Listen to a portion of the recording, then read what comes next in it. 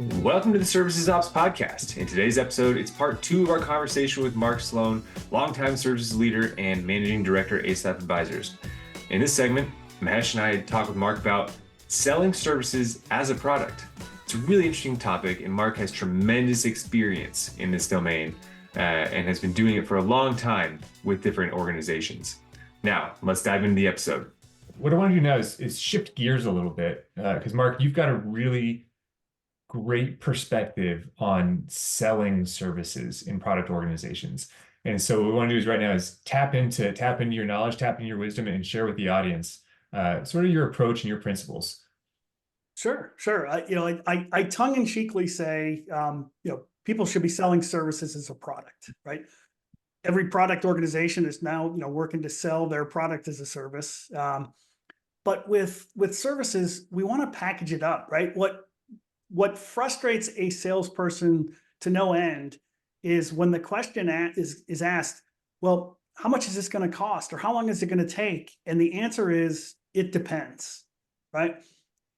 It may depend, but that's not what a customer wants to hear, right? They want to hear, we can do that in 40, 400, 40,000 hours, whatever it is. And so what I tell services folks to do is define your scope. Put something in a box, right? Hey, we can do that for $25,000. Well, what is it you can do? Well, it's this. I'm making the scope elements up. It's one interface. It's 2 design sessions. It's 3 customer interviews. Well, we're going to need more than that. Okay, well, tell us what you're going to need, right? And and then we can give you a price for that. But it's really about packaging it up so it's easier for a product salesperson to sell, for a customer to digest. Again, you may still tailor it down the road, but that's okay. And the flip side of this, right, or the additional side of this is, don't focus on, okay, and here's what we're going to do. Here are all the steps we're going to go through. Focus instead on, here's the problem we solve or the opportunity we enable. Because then we've got this service, and it's going to identify revenue leakage in your billing process, right? We solve that. The how at that point becomes, much less important, because everybody wants to plug those, billing holes, right? Or whatever problem it is that you solve. Again, it's all about being proactive, right? What does the customer want to hear? They want to hear you're going to solve their problem. They're going to want to hear a price, and they don't want, this whole long back and forth process to get there. Yeah. Yeah, I think that's a really astute kind of sentiment, is when you package up your services offerings in a similar way as your product, now all of a sudden you're positioning your product in your true partnership with your customers, rather than just we're gonna make it work for you. Hey, buy this, and now you go from being a tool to being a solution, which is what every product-based organization wants, right? Like you just said, and you need to reflect that in all stages, and especially in your services offerings. So I like what you say. When you package it up, you instantly transition from people who are going to do what we tell them to do to make this thing work, to a value add to our organization. Love it. What do you think, Mash? Yeah, I think it's amazing, Mark. There's one additional element, but let me ask you a question. What do you think is the most difficult to handle? Let's say the deal is sold. You are a services leader or services team engaging with the customer, and out of the following 3 options, which one you think is the most difficult one? One, you have to have a conversation to say that, well, we don't have the right resources. We have to push it out by 3 weeks. Option B, during the first week of kickoff, that you are going to bring up, and you have to have conversations about the change orders. And number 3, you have to have a conversation and take them into confidence, saying that, this journey is not going to be smooth at all. It's going to be very, very bumpy, but we'll work through it, right? Which one do you think is the most difficult one to have in the first week? Well, it depends. They're all difficult. I think, the third one, of going in and saying that, hey, this is going to be more difficult than we expected. It's just going to be hard for anybody, right? Because you think you're in the honeymoon phase. And then all of a sudden you got to bring up, hey, we're incompatible, right? And we're having an issue here. Yeah. But in all three of those cases, right, it just comes back to proactivity, right? You are never going to make 100% of the people that you interact with in life happy. So, don't worry about them being upset with you. As long as you're doing this for the right reasons, you've got the data to back you up. And then what I advise folks is, look, bring solutions, not just the problem, or bring options at least, right? Hey, here's the challenge. Here are 2 or 3 things that we can do to work to address this. Again, do you have other thoughts? Do you agree, disagree with these 3 options? Do you have a different option? Engage them in the process, right? So that you're not, it's like I tell my kids, don't just bring me a problem and expect me to solve it, right? Bring me the challenge you're facing, how you're thinking about it, and let's collaborate on, getting to a resolution. 100%, right? And the way I look at those 3 options is the first and third is an opportunity to really strengthen the relationship with the customer, however difficult those conversations are. If you have those conversations and pull through on your promise, that's a great opportunity to strengthen the relationship with your customer. The second one is very tricky, because customer just went through all of these hoops to get the budget approved and all of that stuff, and somebody had to stick their neck out for you and say, okay, yeah, it's a 500K, and we somehow got this through and all that stuff. And in the first week, you're going to talk about the change orders, which is not just impacting your relationship, but it's impacting your champion, someone who's stood for you, has to now go back to their management and say, well, I'm so sorry, right? And so that's a difficult one. But the reason that happens goes back to product as a service, or service as a product, right? Which is, in this entire process, the sales guys are under tremendous pressure to sell. They are in front of the customers. They want to be seen as decision makers and not the messengers, right? And so if they don't have the structure, if they don't have a guidance or a guided quoting, guided way of doing the quoting or proposal, they're going to put their thumb in the air and say, well, it's 300K. Well, that 300K is great, but there is no qualifiers. The scope is the foundation for rest of the journey, and there are no qualifiers, which is what gets services leaders like you and I into trouble, because hey, we never said, like, back to your point, we never said 2 processes and 1 integration, right? That's what we said. That's what comes with 300K. And so now doing services as a product just brings all of those structure, the work breakdown structure, the assumptions, the scope, all of that together. And now, even if you have to have a change order conversation, it's a very, very objective and meaningful for you to justify that, right? And so that is the foundation. And I love the fact that you are talking about selling services as a product, because more and more customers are not selling one type of services. They're selling implementation service, support service, education service, managed service, audit service, all of that kind of stuff. And in that, if you don't package those well with all of the qualifiers, then, it's a tribal knowledge that you are relying on. Well, it absolutely. And then it also circles back to resource management forecasting. Because if this is what I've sold and it's packaged up this way, it's a part-time project manager, a 2/3 solution architect, and 3 configuration specialists, that automatically feeds into your resource forecast, right? And you now have automated the collection and analysis of that data so that your forecast spits out, and you can go to everybody and say, look, we need to hire 4 more people because of these deals, right? And it becomes this loop that really helps you get better, right? It's back to this exercise program. By the 3rd or 4th month, you're feeling, you don't want to miss out on that daily exercise.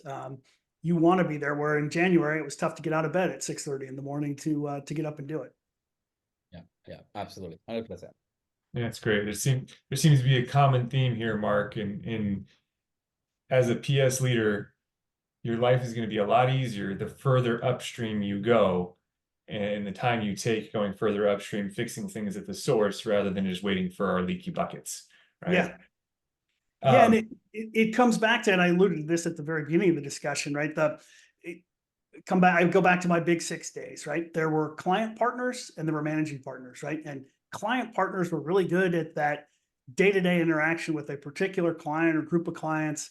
Managing partners were good at running the organization. And that's what PS execs need to do. They need to, evolve from being a good client partner, good implementation lead, to being an organization lead, right? And it's, it takes time, it takes effort, but it's necessary to be successful. Very well said. Very well said, Mark. Well said indeed.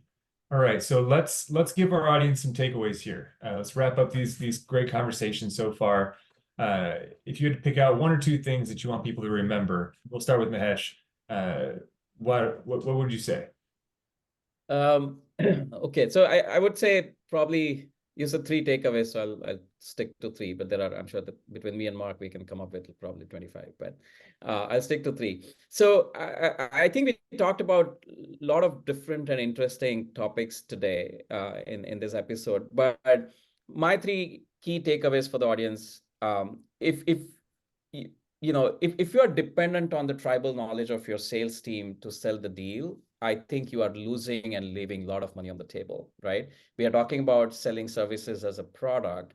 And in that, if you are relying on the tribal knowledge and don't have a guided quoting process, then you are leaving a lot of money on the table. This is where the revenue maximization sort of comes in, right? So you absolutely have to think about how do you take all of the tribal knowledge and put it into the guided quoting. That's number 1.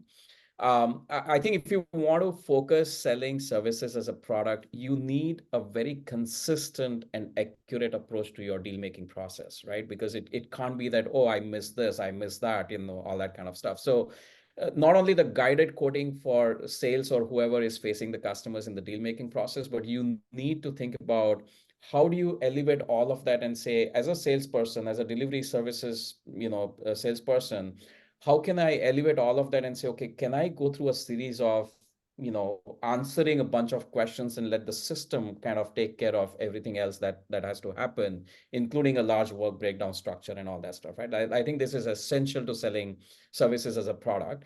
And I think the third key takeaway is, if you or your deal-making platform is not learning from your past historical data in terms of what you have sold or how you have executed, then you're just going to continue making the same mistake that you have been making for the last 6 months, right? Because the world is changing around you quite a bit and very, very fast. And you can't be selling the deal the same way that you have sold in 12 months ago, because you just have no insight whether, have you realized those margins? Have you really, delivered project in the stipulated time frame? What was the delivery risk? How much margin did you actually achieve, right? All of those data, if you can't kind of bring it together at the deal making time, then again, you are not only leaving money on the table, you are actually going to lose margins, which is so critical for the services business. So those would be my 3 key takeaways, Chris. Fantastic. How about you, Mark? Yeah, I think, and I've used these phrases over and over again, but 1, be proactive, right? Get off your heels, figure out as a PS leader, what are those things that cause you the most pain, the most angst, the most sleepless nights, and figure out how to get ahead of the curve, right? Put the technology in place, put the process in place that's going to give you the information you need, that the organization needs to make the right decisions. 2, I can't, overemphasize enough the value that resource management forecasting can bring to you as the leader, right? It will solve delivery problems. Doesn't seem intuitive, but again, if you get that right, the right people in the right place at the right time, the delivery, most of the delivery problems that result are because you didn't have the right technical expert, you didn't have the right people at the right time. Those challenges will go away. And then the third is, some of this can sound daunting, right? From where you're sitting today. I always like to think about this from a crawl, walk, run perspective, right? Don't start, back to my exercise analogy, don't start running a marathon tomorrow until you've run a mile, you've run 2 miles, right? Take baby steps, leverage Excel, leverage technology you have, evolve the process, go put, industrial grade CPQ, PSA tools in place to support all this.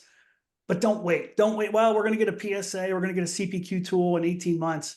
Don't wait, right? Take the steps now so that you learn from your mistakes, you learn what you need to learn so that by the time you're ready to put the technology in place, you're telling the vendor, here's what I want it to do, here's how I want it to work, and here's what the output needs to look like to let me run my business. That's great. That's great. Proactivity, and we'll put a challenge out there. If in 6 months from hearing Mark on this podcast, if somebody comes to you as a PS leader and somebody asks, what are your superpowers? One of them needs to be your resource management forecasting process. That should be one of your superpowers in your tool belt. Love it. Mark, before we wrap up, where can people love what you had to say, which I think they should, where can they find more insights from you? Yeah. So the company is Asaph Advisors. It's www.asaphaadvisors.com. Mark@asaphadvisors.com. And my cell phone is 703-507-9788. All right. That's going to be ringing off the hook very soon. Mark, thank you so much for taking the time to join us. This has been a fantastic conversation, really great insights. And thank you to the audience. Right? Thank you for joining us once again. Like and follow and subscribe. YouTube, Spotify, find us on LinkedIn, X, anywhere else that you want to get more information about what it takes to be a great services leader and what it takes to be really great at services operations. Thank you, everybody.